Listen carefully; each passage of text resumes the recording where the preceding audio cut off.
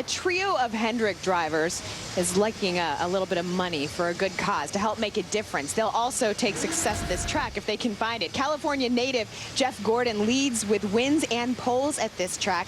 You can never, though, count out Jimmie Johnson. And then there's Dale Earnhardt Jr. He's trying to ride last week's momentum. Our Ralph Shaheen had a chance to sit down with the trio to talk about Project Pepsi Refresh. Each of them came up with an idea to help in the community, and the one that will get the most fan votes wins $100,000 to make that dream come true. We begin with the four-time champion. Yeah, the project for me would be the bone marrow, like the Hendrick bone marrow project would be my idea. It's just extremely expensive one, and then there's a lot of things that insurance doesn't pick up and covers. So the Marrow Foundation project would be the one I'm looking at. How about you, Jeff? What are you going to do if you get the big check? You know, at the Jeff Gordon Children's Hospital, we've got a children's advocacy center that we want to build a new child life program for kids that are physically and sexually abused. We want to get the best experts and staff that we possibly can, as well as you know, continue to treat them with the latest technology. How about you, Dale? What do you got in mind if you get that big money? My project's about improving technology in schools. I wanted to kickstart it with putting in computer labs and upgrading a lot of facilities. Hopefully we'll get lucky and win the grant. 4 times, a little upset. I guess they thought you got into him, I guess. Oh, he's treated different than everybody else. So, Earl, did I pick a bad time to switch down to the bottom? If you haven't yet, Earl, maybe apologize to the 24th spotter. They made a bad decision, I think, there. It's competition. We have a great deal of respect for each other, for the company we drive for, and we get out on that racetrack, and you're always trying to, you know, walk that line in the right way. And you know, I certainly lost my cool in a few cases, and then made a mistake, which at Talladega, which kind of set the thing off and got it even more excited. But I'm glad that's behind us, and I'm glad we're now talking about the Gibbs guys, and then even Joey and Harvick. What were you thinking, Dale, when all that was going on? I just grabbed some popcorn and sat back and Enjoying the show. I was loving that. It's just like everything else. When you're in the middle of it, you're not happy about it. But when you're able just to sit back and watch it, it's always just entertaining. How does it get resolved? Is it? I mean, you two have known each other. Is it Mr. H? Does he handle it? Really? Yeah, once you get that call, he says, I want you to be on the phone at this time on this day.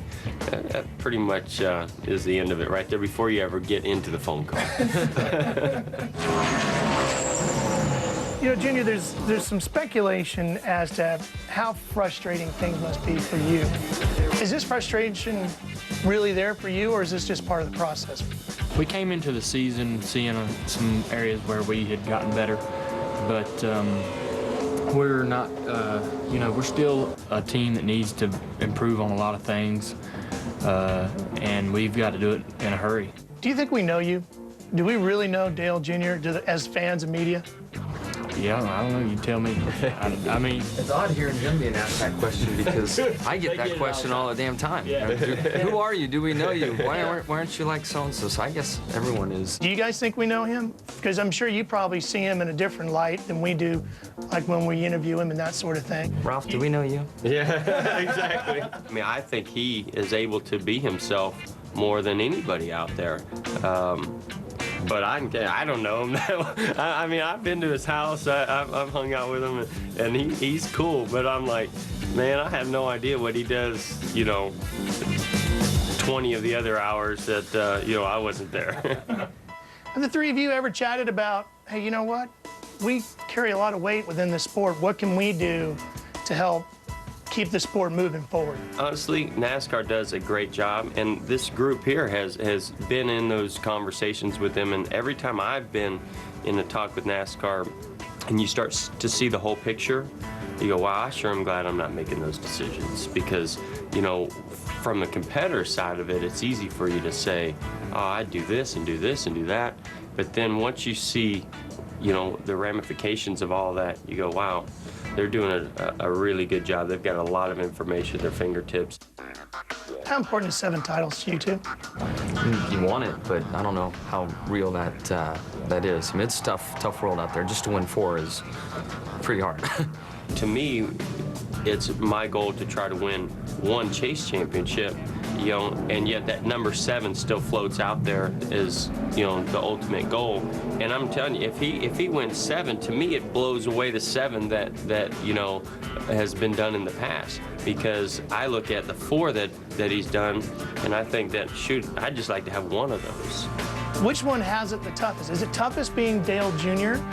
because of the legacy? Is it tougher being Jeff Gordon? Who's got it the best? It's probably easiest on Jeff. Probably.